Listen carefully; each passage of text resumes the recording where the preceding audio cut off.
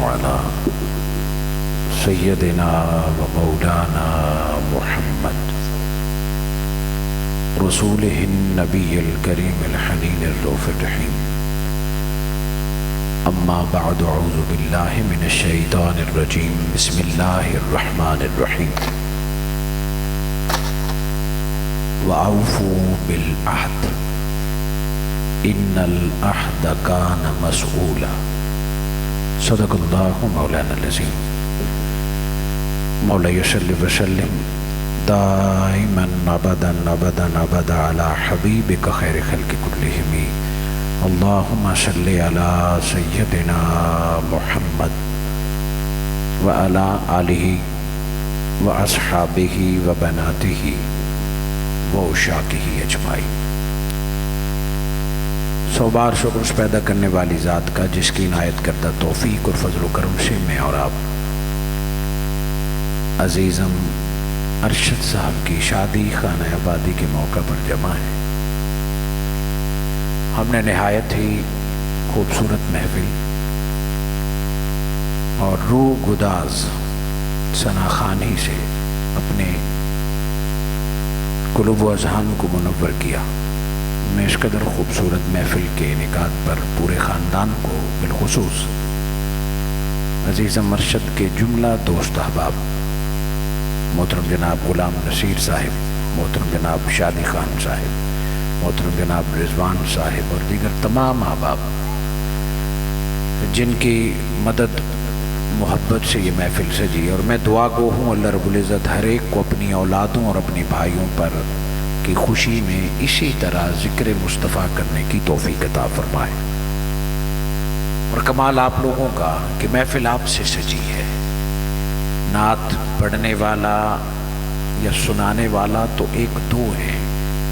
اگر آپ نہ بیٹھیں تو یہ آقا کی محفل نہ سجتی. جتنا کمال محفل کا انتظام اور نعت سنانے والوں کا ہے، میں سمجھتا ہوں کہ محفل کو خوبصورت بنانے میں زیادہ کمال سامعین اور سننے والوں کا ہے. رات کے اس لمحے تک اور پھر اس حبس اور گرمی کے باوجود اس بند ماحول میں آپ کا بیٹھے رہنا یقیناً اللہ اور اس کے رسول کا کرم اور عشق مصطفیٰ کی خیرات رکھتی ہے. محفل پوری ہوئی چاہتی ہے. میں چند منٹوں میں اپنی حاضری کو پورا کرنا چاہوں گا. میں نے جو آیت تلاوت کی ہے اس میں اللہ رب العزت نے مجھے اور آپ کو اور قرآن پڑھنے والے کو متوجہ کیا ہے کہ اپنے وعدے پورے کیا کرو، اپنے عہد پورے کیا کرو. وعدوں کے بارے میں قیامت کے دن اللہ پوچھے گا. مسئولا، تم سے سوال کیا جائے گا. وعدہ، عہد اور معاہدہ، ایگریمنٹ. وعدے کی کئی قسمیں ہیں. وعدہ فقط پیسے کے لین دین میں نہیں ہوتا کہ فلاں تاریخ کو دوں گا پھر نہ دیے تو کہا اس نے وعدہ توڑ دیا. ہماری زندگی کے قدم قدم پر وعدے ہوتے ہیں، معاہدے ہوتے ہیں، قدم قدم پر ایگریمنٹ ہوتے ہیں، عہد پیما ہوتا ہے. اور اب تو ہم نے ان وعدوں اور عہدوں کو اور مضبوط کر دیا. بات بات پر قسم اللہ کی، قسم قرآن کی، ہم نے ان کو اور بھی اپنے اوپر لازم کر دیا ہے. صبح اٹھنے سے لے کے رات سونے تک اپنی زندگی دیکھیے کہ ہم کتنے وعدے کرتے ہیں، کتنے عہد کرتے ہیں، کتنی باتیں پکی کرتے ہیں اور پھر کتنی توڑتے ہیں، کتنوں پر پورا اترتے ہیں. پورا مہینہ نہیں، صرف ایک دن کے وعدوں اور اپنے زبان کے اقرار پر غور کریں. لکھ لیں آج کہ قرآن نے کہا ہے کہ چھوٹی سطح سے لے کے اوپر تک جتنے وعدے اور عہد ہوں گے کان مسئولا، ہر ایک کے بارے میں اللہ تم سے پوچھے گا. وعدہ بچے سے کیوں نہ کیا ہو، وعدہ کافر سے کیوں نہ کیا ہو، عہد، وعدہ اور ایگریمنٹ، معاہدہ، یہ کرنے والا پابند ہے، یہ قرض ہے، اور اس کے بارے میں پوچھا جائے گا جس طرح نماز، روزہ، حج، زکوٰۃ کے بارے میں پوچھا جائے گا۔ کتنی واضح سی بات ہے، حضور صلی اللہ علیہ وآلہ وسلم نے فرمایا لا دین لمن لا عہد لہ، نماز، روزہ، حج، زکوٰۃ اپنی جگہ پر، بدعہد، جھوٹا، وعدے توڑنے والا، مکار اور جھوٹے معاہدے کرنے والے کا کوئی دین نہیں ہے، اس کے نماز، روزے، حج، زکوٰۃ کا اعتبار ہی نہیں ہے، لا دینا، اس کا دین سے تعلق ہی نہیں ہے۔ بتائیے بد عہدی اور عہد شکنی اور جان بوجھ کے وعدے توڑنا کتنا بڑا جرم ہے۔ ہم اپنی زندگی میں دیکھیں، جھوٹ ایک علیحدہ جرم ہے، وہ فعلاً اس کی ایفائے عہد اور وعدہ نہ کرنا ہے، عملاً جھوٹا ہونا اتنا کافی ہے کہ بندہ وعدے پر پورا نہ اترے، بندہ اپنا معاہدہ توڑ دے، بندہ دو فریقوں کے درمیان پہلے توڑنے والے کے ذمے ہو جاتا ہے اور دوسرے کے رب گناہ معاف فرما دیتا ہے۔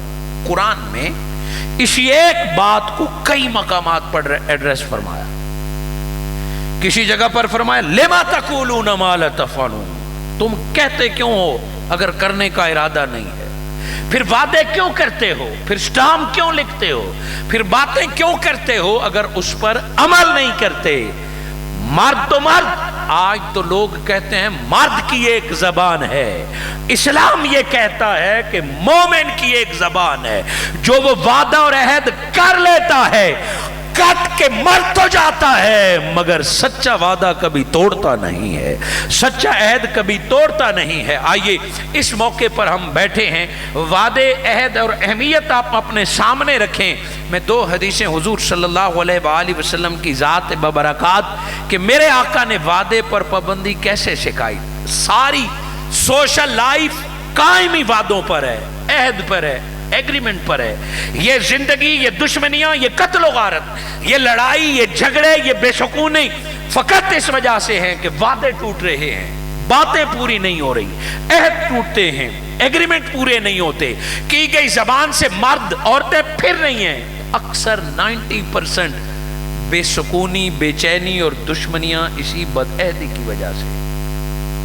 حضور صلی اللہ علیہ عبداللہ نامی ایک شخص سے، حضور صلی اللہ اسلام سے پہلے میرے آقا نے ایک شخص سے سودا کیا منڈی میں، اور اس شخص نے حضور صلی اللہ علیہ وآلہ وسلم کو فرمایا آپ رکیے، میں تھوڑی دیر بعد واپس آتا ہوں۔ وہ گیا اور بھول گیا، ایک دن بھولا، وہ رات بھولا، اگلا دن بھی یاد نہ آیا، اگلی رات بھی یاد نہ آیا، تیسرے دن اسے یاد آیا کہ میں نے تو محمد مصطفیٰ صلی اللہ علیہ وآلہ وسلم سے آنے کا وعدہ کیا، مگر 3 دن گزر گئے، کون انتظار کرتا ہے؟ قربان جائیں حضور کے ایفائے عہد پر، میرے آقا کی پیاری زبان پر واپس پلٹے، جس جگہ پہ حضور نے کھڑے ہونے کا وعدہ کیا تھا اسی جگہ کھڑے ہو کے انتظار فرما رہے تھے، اور پھر وہ مسلمان ہوئے، اور بعد میں کہا کہ قسم اللہ کی حضور کے چہرے پر غصہ اور ماتھے پر بل بھی نہ آیا، یہی کہا کہ بڑا انتظار کرایا ہے تو نے، 3 دن سے انتظار کرایا ہے، اور 3 دن سے کھڑے رہے، انتظار کرتے رہے، غیر مسلم کا وعدہ جو کر لیا تھا۔ بتائیے آج ایسے وعدے عہد ہمارے پاس نظر آتے ہیں؟ یہ فقط میں الیکشنوں کی وعدوں کی بات نہیں کرتا، میں ہر قسم کے وعدے اور عہد کی بات کرتا ہوں، عوام سے لے کے وزیر اعظم تک ہم کتنے بے دھڑکوں کے وعدے کرتے ہیں، ہم کتنے بے خوف ہو کے معاہدے کرتے ہیں، سٹامپ اور ایگریمنٹ لکھ کے دے دیتے ہیں۔ حاضرین مکرم، باقی بے شمار وعدے عہد اپنی جگہ پہ، نکاح بھی ایک عہد ہے، نکاح بھی ایک وعدہ ہے۔ یہ نکاح نامہ تو آج آ گیا، یہ سٹامپ پیپر تو آج ضرورت ہے وقت کی، وگرنہ تو یہ زبانی اقرار تھا، 2 بندوں کی موجودگی میں ایک مرد اور عورت کا عہد ہے، معاہدہ ہے۔ نکاح کو عقد کہتے ہیں اور عقد کو اردو میں معاہدہ کہتے ہیں، اقرار کہتے ہیں۔ نکاح ایک معاہدہ ہے، ایک عہد ہے، اقرار ہے۔ ایک مرد اور عورت دو گواہوں کو سامنے رکھ کے اللہ رسول کو ضامن بنا کر ایک معاہدہ کرتے ہیں۔ ایک معاہدہ اللہ سے ہے، ایک وعدہ نبی سے ہے، ایک وعدہ اپنی زوجہ سے ہے اور زوجہ کا اپنی شوہر سے ہے۔ در حقیقت نکاح ایک وعدے کا نام ہے، ایک عہد کا نام ہے، ایک معاہدے کا نام ہے، اور جو کما حقہ اس وعدے کو پورا کرتا ہے، میرے آقا نے فرمایا شادی اور نکاح آدھا ایمان ہے۔ جو اس وعدے کے حق ادا کر کے نکاح کا معاہدہ پورا کر لیتا ہے، اللہ اس کے پچھلے گناہ معاف فرما دیتا ہے۔ کیا ہے نکاح؟ آپ نے 3 لفظ سنے دو گواہوں کی موجودگی میں، قبول ہے، قبول ہے، قبول ہے۔ یہ 3 لفظ نہیں ہیں۔ نکاح خواہ نے خطبہ پڑھا، در حقیقت نکاح کرنے والی جوڑی کا اللہ نبی سے وعدہ ہے کہ ہم آج تک زندگی جیسے گزری، اے اللہ آج کے بعد تیرے نبی کے حکم کے مطابق زندگی گزاریں گے، ایک دوسرے کے حقوق کی پاسداری کریں گے، ایک دوسرے کا پردہ بنیں گے۔ ہن لباس لکم وانتم لباس لہن، مولا میں اپنی بیوی کا پردہ بنوں گا، اس کا شیلٹر بن جاؤں گا، اس کا محافظ بن جاؤں گا، اس کے حقوق کا خیال رکھوں گا۔ بیوی ایک وعدہ کرتی ہے، مولا آج نبی کے حکم پر آج کے بعد میں شوہر کی تابعداری کروں گی، اس کی زندگی میں سکون لاؤں گی اور اس کی ضروریات پوری کروں گی۔ رب سے وعدہ کرتے ہیں، نبی سے وعدہ کرتے ہیں، اور میاں بیوی ایک دوسرے سے وعدہ ہے۔ اور وہ بندہ وعدہ کیا کرتا ہے کہ آج کے بعد اس کے لباس کا، اس کے کھانے پینے کا، اس کی ساری زندگی کا میں محافظ ہوں، اس کی عزت کا میں محافظ ہوں۔ وہ عورت اپنے عزت کی حفاظت کا ذمہ لیتی ہے۔ وہ بے شمار وعدے اور عہد، اس پر 2 گواہ ہیں۔ اسی عہد کو نکاح کہتے ہیں، اسی نکاح کو عبادت کہتے ہیں۔ پھر میاں بیوی کا بات کرنا ثواب بن جاتا ہے، ان کا اکٹھے بیٹھنا ثواب بن جاتا ہے، ان کا ایک دوسرے سے ملنا ثواب بن جاتا ہے، ان کا زندگی گزارنا ثواب بن جاتا ہے۔ اور میرے آقا نے فرمایا النکاح من سنتی، یہ وعدہ میری سنت ہے، یہ عہد میری سنت ہے۔ 4 ایسی سنتیں ہیں جو اللہ کے ہر نبی نے کی ہیں۔ اللہ رب العزت کے اکثر انبیاء نے 4 سنتوں میں سے ایک کو بھی نہیں چھوڑا۔ ایک مسواک، دانت صاف کرنا، ایک خوشبو لگانا، تیسرا حیا، شرم و حیا، اور چوتھا نکاح۔ یہ 4 سنتیں اس دنیا میں اللہ کے ہر پیغمبر جس کو اللہ رب العزت نے اس زندگی میں گزارنے کے حکم عطا فرمایا، یہ 4 سنتیں ہر نبی کی زندگی میں شامل ہوئیں، اور خود حضور صلی اللہ علیہ وآلہ وسلم نے بھی ان پر عمل کیا اور پھر حکم دیا کہ جو میری اس سنت کو نہیں مانتا اس کا مجھ سے تعلق ہی نہیں ہے۔ یہ سنت ایک معاہدہ اور عہد ہے، ہم کتنے آسانی سے اس معاہدے کو توڑ دیتے ہیں۔ طلاق کی ریشو بڑھ رہی ہے، اور پھر شوہر اپنے وعدے پر پورا نہیں اترتا، نہ عورت کی عزت کا، سکون کا، لباس کا، کھانے کا۔ عورت در بدر پھرتی ہے عدالتوں میں، عورت علاقے کے لوگوں کے پاس جا کے اپنے حقوق کا سوال کرتی، اور کبھی کبھار عورت اپنے وعدے پہ پوری نہیں اترتی کہ وہ ماں باپ کا گھر چھوڑ کے آتی ہے، وہ سب کچھ اپنا قربان کر کے اپنے شوہر کے پاس آتی ہے، مگر یہاں آ کے پھر وعدے پر قائم نہیں رہتی، اپنی عزت، اپنی زبان اور اپنے شوہر کی تابعداری کو بھول جاتی ہے، نئے خاندان سے تعلق اور محبت اور رشتے کو بھول جاتی ہے۔ یوں اس معاہدے میں درار پڑتی ہے۔ میرے آقا نے فرمایا یہ میری سنت ہے، جو اس عہد اور وعدے کا جتنا حیا کرے گا اللہ اس کی زندگی میں اتنی برکت عطا فرمائے گا۔ نکاح فقط بچے پیدا کرنے کے لیے نہیں ہے، نکاح فقط روٹیاں اور سالن بنانے کے لیے نہیں ہے، نکاح دین کا حصہ ہے، سوسائٹی کا حصہ ہے۔ سوسائٹی کو خوبصورت بنانے کے لیے نکاح لازمی حصہ ہے، جس کا اللہ نبی نے حکم دیا، اور ہر صاحب استطاعت اور نوجوان پر لازم ہے کہ وہ خود بھی اس کو پورا کرے، اور جو ہی اولاد جوان ہو جلد اس پر قائم و دائم رہ کے اپنی اولاد کا بھی جلد نکاح کرائے۔ آج ایسی ہی ایک خوبصورت منزل میں بھائی ارشد صاحب اس وعدے اور معاہدے اور اس نکاح کی زندگی کا آغاز کر رہے ہیں، اور جس طرح حضور صلی اللہ علیہ وآلہ وسلم نے اپنی ازواج مطہرات کے حقوق ادا کیے، انہیں عزتیں عطا فرمائیں اور ان کو اپنی سنت قرار دیا، دعا کرتے ہیں کہ اس بابرکت محفل کے صدقے اللہ رب العزت اس معاہدے، اس وعدے اور اس نکاح کو برکتیں عطا فرمائے، انسان کے، شیطان کے اور جنات کے، دیگر تمام انسانی دشمنوں کے شر سے اللہ اس خاندان کو محفوظ رکھے، اور عزیزم ارشد کو خوبصورت ازدواجی زندگی عطا فرمائے جو ہر طرح کے شر سے محفوظ ہو، اور اس نکاح کے بعد اللہ رب العزت رزق حلال، عزت اور خوشیوں بھری لمبی زندگی عطا فرمائے۔ نہایت خوبصورت محفل تھی، بہت محبت کے انداز میں آپ نے ثناخوانی سماعت فرمائی، اور نکاح کے موقع پر اللہ کا ذکر اور نبی کی درود، یہ پوری امت اور صحابہ کرام اور انبیاء علیہ السلام کی سنت رہی ہے کہ نکاح کے موقع پر اللہ کو یاد کیا جائے اور نبی صلی اللہ علیہ وآلہ وسلم کی ذات ببرکات پر درود بھیجا جائے۔ آج اس محفل میں ہم نے ساری سنتوں کو اپنایا، قرآن مجید کی تلاوت بھی آپ نے سماعت فرمائی، پھر ذکر مصطفیٰ بھی سماعت فرمایا، اور میں نے آپ کے سامنے ان چند منٹوں میں وعدے عہد کی اہمیت رکھتے ہوئے اس نکاح کے وعدے کی پاسداری کی گزارش کی ہے کہ اپنے گھروں کو دیکھیں، اپنے خاندان کو دیکھیں۔ عورت فقط پاؤں کی جوتی نہیں، اور شوہر فقط بچے پیدا کرنے یا کھانا کھلانے کے لیے نہیں، یہ ایک شریعت کا حصہ ہے، دین کا حصہ ہے۔ دونوں طرف سے اگر اس عہد اور وعدے کی پاسداری ہوگی تو دیکھیے ہر گھر میں خوشحالی ہوگی، ہر گھر میں محبت اور امن کا سکون ہوگا۔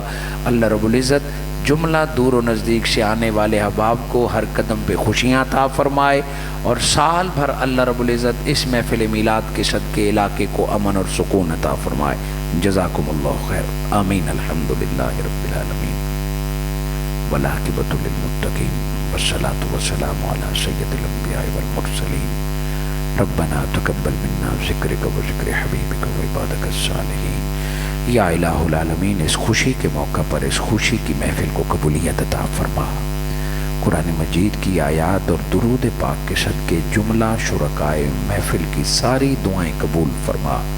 میرے اللہ، دنیا کی ہنگامہ آرائی زندگی کو چھوڑ کر یہ نوجوان تیرے نبی کا ذکر سننے کے لیے دور و نزدیک سے جمع ہیں، جتنی دیر بیٹھے ہیں یا میرے اللہ، ہر سیکنڈ کے بدلے دین و دنیا کا بھلا عطا فرما، رزق حلال کی وسعت عطا فرما، صحت عطا فرما، اور جتنی خوشیوں کے یہ طالب ہیں یا اللہ، شرکائے محفل کو ساری خوشیاں عطا فرما، دشمن سے، حسد سے، بغض سے، بیماری سے ہم تمام کی حفاظت فرما، ہم میں سے جو مقروض ہے قرض اتارنے کی توفیق عطا فرما۔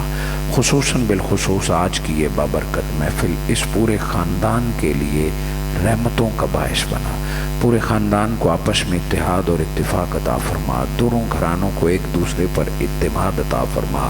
یا میرے اللہ، دلہا اور دلہن کو حضرت آدم علیہ السلام اور اماں حوا والی محبت عطا فرما، دلہا اور دلہن کو یا اللہ ام المومنین حضرت عائشہ اور حضور صلی اللہ علیہ وآلہ وسلم کی نکاح والی برکتیں عطا فرما۔ یا میرے اللہ، دونوں کو مولا کائنات حضرت علی شیر خدا اور سیدہ طیبہ فاطمۃ الزہرا کے نکاح کی برکات عطا فرما، اہل بیت کی برکات عطا فرما، صحابہ کرام کے دعاؤں کا حصہ عطا فرما، اس گھرانے کو، اس خاندان کو، اس جوڑے کو نظر بد سے، انسان کے شر سے، شیطان کے شر سے محفوظ فرما۔ یا میرے اللہ، جتنا خرچ شادی پہ کیا ہے، ولیمے پہ کر رہے ہیں، یا اللہ جلد اس خرچ کو کئی گنا برکتوں کے ساتھ ہمارے عزیز بھائی کو لوٹا دے، زندگی میں برکتیں عطا فرما۔